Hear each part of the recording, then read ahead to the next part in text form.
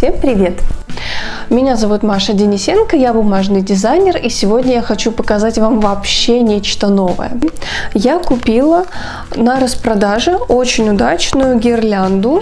Самое главное то, что эта гирлянда была изначально сделана со снеговичками, они бумажные.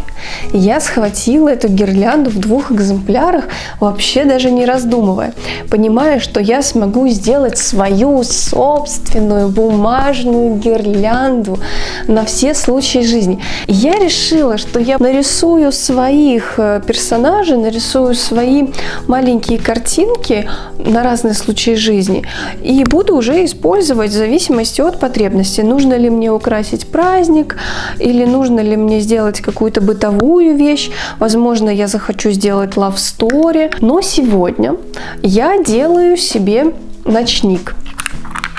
И я уже отрисовала себе идею и сделала тестовый образец. Я сделала себе маленькую красивую овечку. Я нарисовала ее еще давно. Вот. И вот сейчас я ее применю в качестве декора для своего ночника. В общем, этих маленьких овечек мне нужно будет вырезать еще 12 штук, потому что у меня 12 лампочек. Мне понадобится 2 вида бумаги. Черная бумага и крафтовая бумага. И я совершенно не рассчитывала на то, что плоттер будет резать один лист больше 2 часов. И после 2,5 часов я просто перестала считать. Мне кажется, что он резал 3 часа. 3 часа он резал у меня вот этот вот лист. Если посмотреть на него внимательно, то здесь как раз мы увидим всю раскладку моих овечек, но мы не увидим всех тех маленьких обрезков, которые он сделал. У меня получилось 12 фигурок, в каждой фигурке по 2 овечки. Итого у меня получилось 24 овечьи головы, 96 маленьких черных ножек. Я должна была точно так же наклеить на эти пухляшечные, очаровательнейшие овечьи тушки. Вот, если посмотреть, то черный лист бумаги у меня выглядит вот так вот. Он его тоже резал долго, но я вообще не считала, потому что пока он его резал, я отделяла овечек от липкого коврика. Это была та еще задача, потому что ажурные овечки очень тоненькие, и я не должна была их повредить.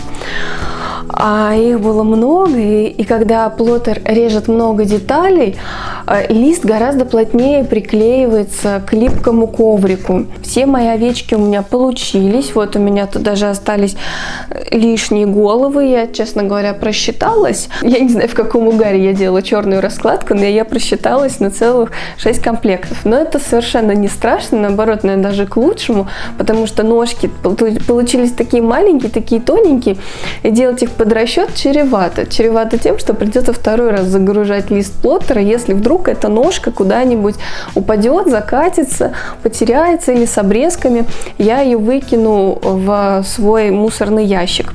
И теперь моя задача всех вот этих вот овечек посадить на гирлянду. Для этого вот эту вот гирлянду. Для этого у гирлянды есть специальные пластиковые платформы. Единственное, изначально снеговики были приклеены в эти пластиковые платформы, можно сказать, намертво. И я потратила 2 суток, чтобы выскоблить эти бумажные остатки этих несчастных снеговиков из вот этих маленьких пластиковых платформ. Мы вставляем лампочку в платформу, закручиваем. И готово. Овечек я не хотела делать яркими, потому что у меня из спальни очень много каких-то натуральных цветов, натуральных материалов. Это же не вся еще моя идея, да? Для работы я использовала веточки, которые взяла в лесу, и сухой стабилизированный букет из пшеничек. Обвязала вазочку натуральным шпагатом, чтобы органично сочетать между собой саму вазочку и шпагат, которым стянут сухой букет. Все, мы закончили работу. Ночник на своем месте. Все, загорелся. Я очень надеюсь, что вам понравилась моя идея с овечками. Я надеюсь, что вам в принципе понравилась идея с гирляндой. Спасибо вам большое, до свидания и увидимся на следующей неделе. Пока-пока.